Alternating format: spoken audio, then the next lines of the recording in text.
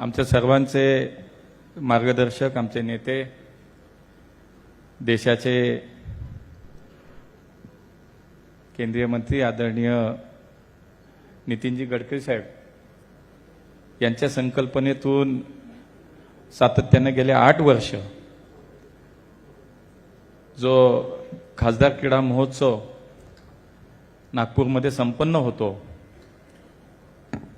त्या महोत्सवाचं यंदाचं 9वं वर्ष आणि त्यानिमित्तानं आयोजित पत्रकार परिषद या 9व्या खासदार क्रीडा महोत्सवाची घोषणा आणि महाराष्ट्र राज्य ऑलिम्पिक संघटनेच्या आम्हा सर्व नवनियुक्त सदस्यांचा सन्मान अशा स्वरूपाच्या या कार्यक्रमामध्ये उपस्थित आदरणीय गडकरी साहेब,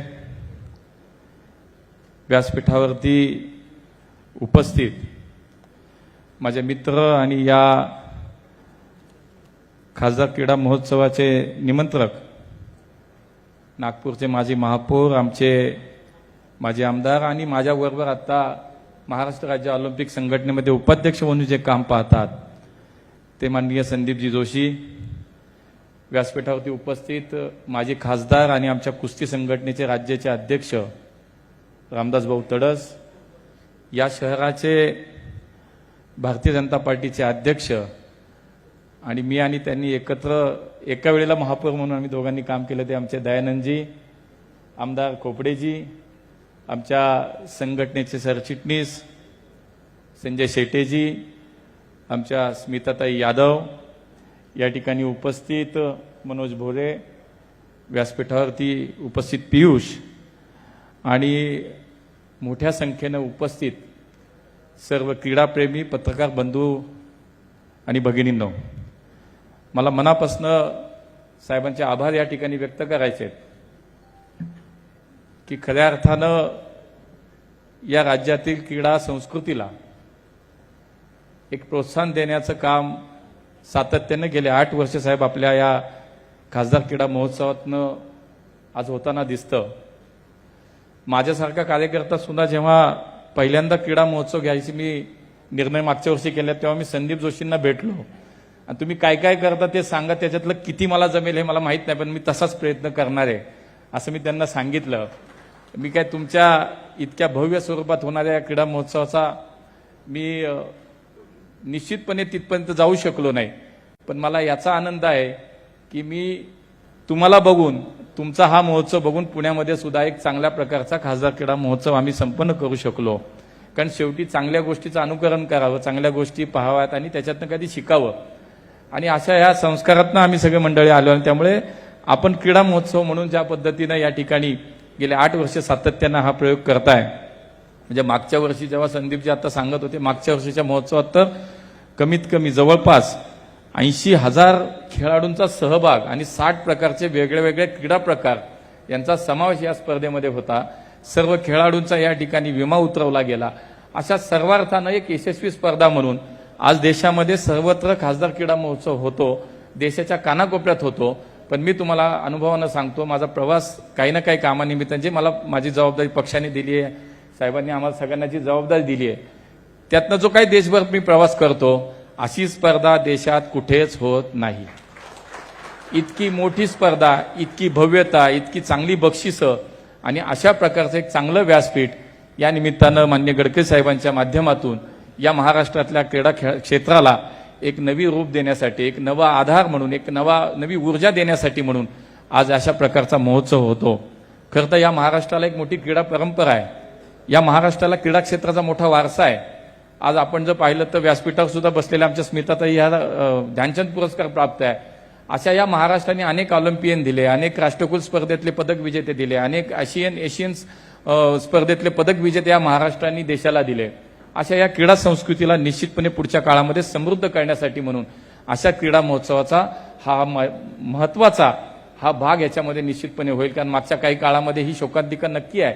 आम्ही थोडंसं कुठेतरी कमी पडतो की या राज्याच्या वतीनं म्हणून या देशाच्या प्रतिनिधित्व करताना देशाचं म्हणून ऑलिम्पिकचं जे पदक आहे ते आणताना निश्चितपणे आम्हाला अजून खूप काम करावं लागणार आहे. आणि म्हणून साहेब आपण आम्हाला बोलवलं या ठिकाणी आणि आम्हाला शुभेच्छा देत आहे. आम्हाला एक काम करायची नवीन ऊर्जा आपल्या या कार्यक्रमातून आज आम्हाला मिळणार आहे. आज नवीन जबाबदारी आम्ही सगळ्यांनी घेतली आहे आणि या राज्याच्या ऑलिम्पिक संघटनेच्या माध्यमातून निश्चितपणे आमचा हाच प्रयत्न राहील की या राज्यातल्या सर्व जे ऑलिम्पिक गेम्स आहेत किंवा ऑलिम्पिक सोडून सुद्धा जे गेम आहेत, जे आमच्या मराठी मातीतल्या महाराष्ट्राच्या परंपरेतले खेळ आहेत, या सगळ्यांना निश्चितपणे एक नवीन ऊर्जा देण्याचं काम आणि त्यांचं पुनर्जीवन करून निश्चितपणे पुढच्या काळामध्ये राज्याला प्रतिनिधित्व म्हणून, राज्याचे प्रतिनिधित्व म्हणून देशाचं प्रतिनिधित्व करत असताना या सगळ्या क्रीडा प्रकारामध्ये मग ऑलिम्पिक असेल, एशियन गेम्स असतील, राष्ट्रकुल असेल, नॅशनल गेम्स असतील, याच्यामध्ये चांगलं पदक मिळवून देण्याचं काम आमचे खेळाडू कसं करतील यासाठी चांगले खेळाडू घडावेत, चांगल्या क्रीडा संघटना ज्या आमच्या त्यांना सगळ्यांना ताकद देण्यात यावी आणि त्या माध्यमातून पुढच्या काळामध्ये आम्हाला सगळ्यांना काम करायचं आहे आणि त्यासाठी आज आपला आशीर्वाद आम्हाला या ठिकाणी मिळतोय. त्याचा मनापासून आनंद वाटतो. 2028 साली या महाराष्ट्रामध्ये नॅशनल गेम्स व्हावेत यासाठी आम्ही प्रयत्न करतोय. तसा राज्य शासनाकडनं एक प्रस्ताव सुद्धा माननीय मुख्यमंत्र्यांना आम्ही विनंती केली, त्यांनी सुद्धा तसा प्रस्ताव साहेब केंद्राला म्हणजे इंडियन ऑलिम्पिक असोसिएशनला दिलाय. तुम्ही दिल्लीत तुम्ही एक शब्द टाकल्यानंतर ते त्याच्यावरती 100% टिकमार्क होईल. त्यामुळे 2028च्या नॅशनल गेम्स या महाराष्ट्रामध्ये होतील. त्यानंतर 2030ला या देशामध्ये आपल्या राष्ट्रकुल स्पर्धा गुजरातमध्ये होत आहेत आणि 2036च्या ऑलिम्पिक स्पर्धेच्या आयोजनाची आपली सगळ्यांची तयारी आता माननीय मोदीजी म्हणतायत की आपल्याला करायची आहे. आणि त्यामुळे आमच्या सगळ्यांसमोर खूप मोठं आव्हान आहे की या सगळ्या खेळांना सोबत, या सगळ्या क्रीडा प्रकारांना, या संघटनांना, खेळाडूंना एक चांगल्या प्रकारची सेवा, सुविधा, एक व्यासपीठ उपलब्ध करून देऊन या देशाला अधिक पदक मिळवून देण्याचा प्रयत्न पुढच्या काळामध्ये सगळ्यांना कसा करता येईल हेच मला असं वाटतं आमच्या सगळ्यांचा प्रयत्न राहणार आहे. आणि म्हणून अधिक न बोलता आजच्या या कार्यक्रमाच्या निमित्तानं साहेब आपण आम्हाला बोलावलं. निश्चितपणे क्रीडा क्षेत्रासाठी जेवढं म्हणून काम करता येईल आम्ही सगळे जे काही पदाधिकारी झालो, प्रत्येकजण कुठल्या ना कुठल्या खेळातून आलेला आहे, प्रत्येकजण खेळाडू होता, अशीच लोक यावेळेला आलेली आहेत. आता आम्हाला मागे नाही जायचं, पण आम्ही तुम्हाला सांगतो की साहेब आम्ही शब्द देतो की आम्ही खेळासाठी पूर्ण वेळ देऊ, पूर्णपणे चांगलं काम करू आणि या महाराष्ट्रातल्या क्रीडा क्षेत्राला एक नवी ऊर्जा, नवी दिशा देण्याचं काम आपल्या मार्गदर्शनाखाली, मुख्यमंत्र्यांच्या मार्गदर्शनाखाली निश्चितपणे आम्ही पुढच्या काळामध्ये करू.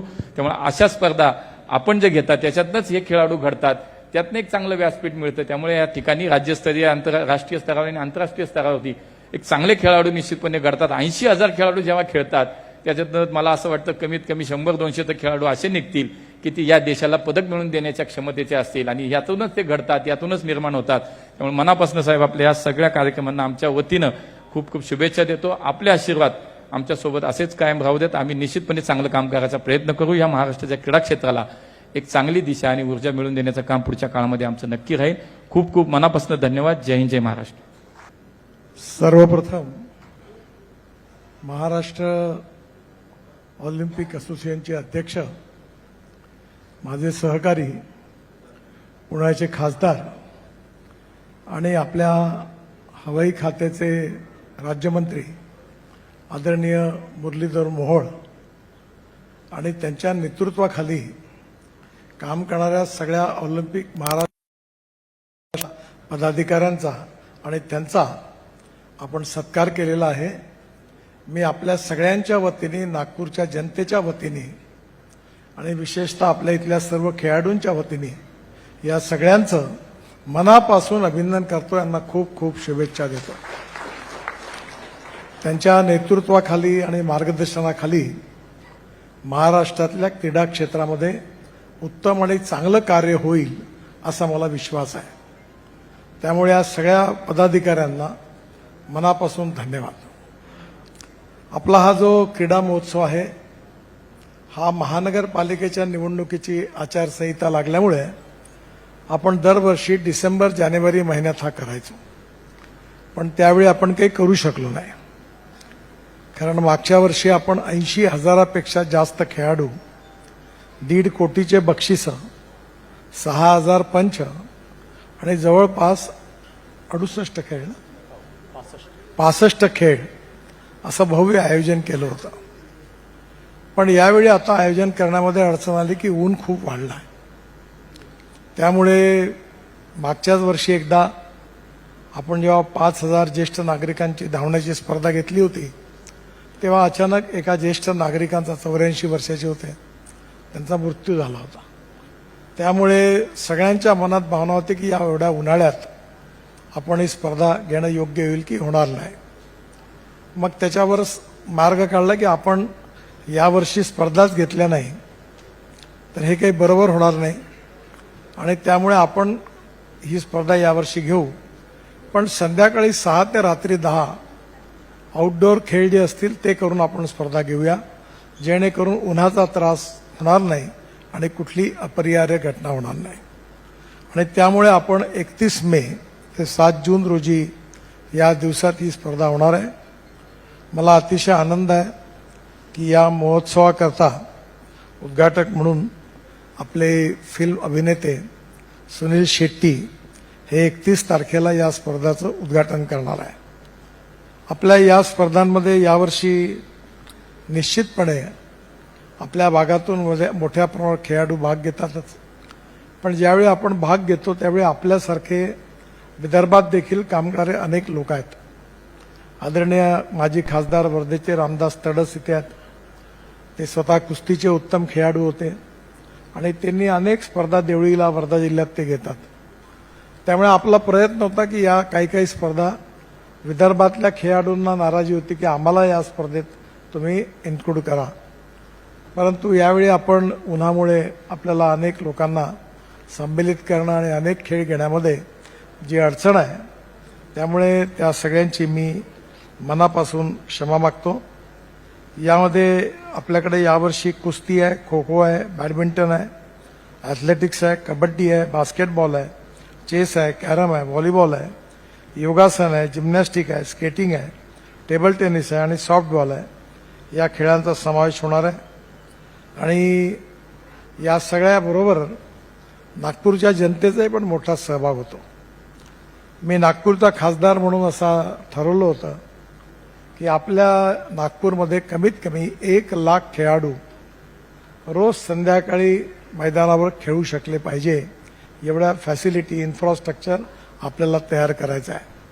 मला सांगताना खूप आनंद होतो आहे की निश्चितपणे ज्या प्रकारच्या योजना आता तयार झालेल्या आहेत त्यामध्ये आपण अनेक मोठे मोठे मार्केट्स बांधतो आहे. कमाल टॉकीज चौकात मार्केट बांधतो आहे, संत्रा मार्केटला बांधतो आहे, नेताजी मार्केटला बांधतो आहे, एसटी स्टँड जे आहे तिथे बांधतो आहे, नवीन एसटी स्टेशन आता आपण अजनीला इरिगेशनच्या जागेवर मोठं बांधतो आहे, जेल आपला शिफ्ट करतो आहे. आणि ज्या ज्या ठिकाणी आपण आता मोठे मोठे मार्केट्स उभे करतो आहे त्या सगळ्या ठिकाणी आपण स्विमिंग टँक, हेल्थ क्लब हे सगळं ठेवलेलं आहे. आपण आपल्या याच रामदास पेठ सारख्या प्राईम जागेमध्ये एक काचीपुऱ्याचे प्रकल्पावर काम करतो आहे. साधारण सगळ्यांची सहमती झालेली आहे. त्या लोकांना आपण पर्याय देणार आहोत आणि त्या ठिकाणी तर भव्य जागतिक दर्जाचा आपण मोठा क्लब हाऊस बांधतो आहे की ज्यामध्ये आपले बॅडमिंटन पासून सगळ्या प्रकारचे खेळ राहतील.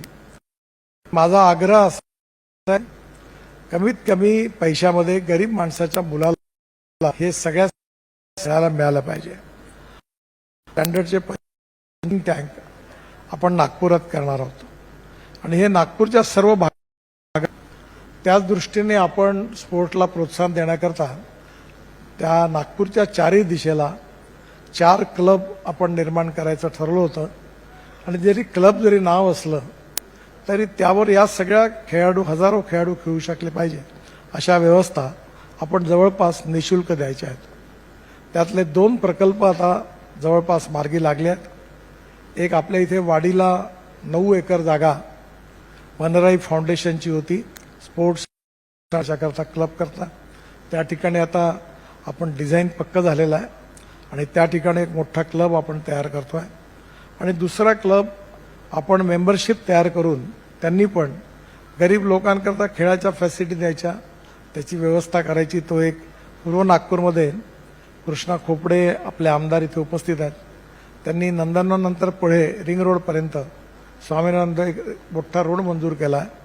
त्याच्या बाजूला 7 एकर जागेमध्ये आपण याही क्लबच्या बाबतीत आता बरंच पुढे गेलेलो आहोत. असंच नागपूरला 4ही दिशेंना हे मोठे क्लब तयार व्हावे आणि ज्यामध्ये निशुल्क जवळपास मध्ये आपल्या इथले खेळाडू खेळले पाहिजे. आपले खेळाडू चांगले तयार होऊन त्यांनी महाराष्ट्र स्तरावर, राष्ट्रीय स्तरावर आणि आंतरराष्ट्रीय स्तरावर त्यांनी प्रेझेंट केलं पाहिजे.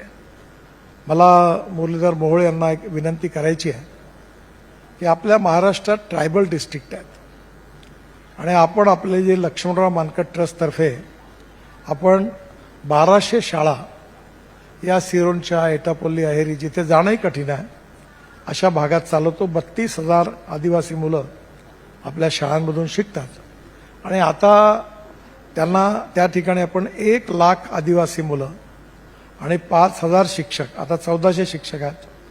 आपण जवळपास 5,000 शाळा आणि 5,000 शिक्षक असं एकल विद्यालयाचं मोठं नेटवर्क महाराष्ट्रात उभं करण्याचं काम सुरू झालेलं आहे. मला सांगताना आनंद होतो आहे की कालच ABP माझानी याला 6 तारखेला सर्वोत्कृष्ट आदिवासी क्षेत्रातला प्रकल्प म्हणून याला पुरस्कार प्रदान केलेला आहे आणि त्या ठिकाणी पण मोठ्या प्रमाणावर याच्यात आनंदाची गोष्ट आहे. मला सांगायचा उद्देश असा आहे की आपण गडचिरोली जिल्ह्यातल्या 80 महिला खेळाडूंना आपण नागपूरला शिकायला आणलं. आपल्या इथे आपले आमदार संजय बेंडे आणि चंदू पेंडके यांचा एक मैत्री परिवार आहे. त्यांनी हा प्रकल्प घेतला आणि हिंदू मुलींच्या शाळेमध्ये रवी फडणवीस आहेत, त्यांनी जबाबदारी घेतली आणि मानकट ट्रस्ट आता त्यांची आपण तिथे हॉस्टेलही बांधलं, त्यालाही मदत केली आणि त्याची जेवणाची राहण्याची सगळी व्यवस्था आपण आता करतो. आणि मला याकरता हे सांगायचं आहे की त्यातल्या सगळ्या मुलींना राष्ट्रीय आणि आंतरराष्ट्रीय स्तरावर आता 80 पैकी 18 मुलींना अवॉर्ड मिळाला. म्हणजे ज्यांच्या घरात लाईट नाही आहे त्यांना मिळाल्या. काल माझा वाढदिवस होता तेव्हा आपल्या इथे एक मुलगा उत्तम काम करतो. हे जे भीक मागणाऱ्या ज्या मुली आहेत, जे रस्त्यावर ज्यांचा कोणीच वाली नाही, त्यांना त्यांनी खेळ शिकवून त्यांनाही पण आपण मदत करतो, त्यांनाही पण अवॉर्ड मिळाले. याचा अर्थ क्षमता आहेत, पण ज्यांच्या घरात व्यवस्था आहे, आई वडील चांगले आहेत, शिक्षक वातावरण चांगलं आहे, त्यांचं ठीक आहे. पण जे हे विशेषतः आदिवासी भागात सामाजिक, आर्थिक, शैक्षणिकदृष्ट्या मागासलेले आहेत, त्याच्याकरता थोडासा वेगळा विचार करण्याची गरज आहे. आणि म्हणून माझी विनंती आहे की या स्पर्धा आपण जेव्हा घेतो त्यावेळी विशेषतः हे जे ट्रायबल मुलं मुली आहेत, गरीब याच्यातून आलेले आहेत, त्यांना प्रोत्साहन देण्याकरता एखादा वेगळा त्यांचं प्रोत्साहन पॉझिटिव्हिटी वाढेल. आणि मला माहिती नाही पण या सगळ्या मुली खेळात इतरांपेक्षा सरस ठरल्या. इथे एक कोंबडा आहे आमच्या भागात आणि छत्तीसगडला, त्याचं रक्त काळं आहे, त्याला काहीतरी काय कडकनाथ म्हणतात, तर त्याच्यामध्ये खूप प्रोटीन्स आहेत. तर मी पाहिलं की ते आदिवासी भागात खूप दणकट आहेत.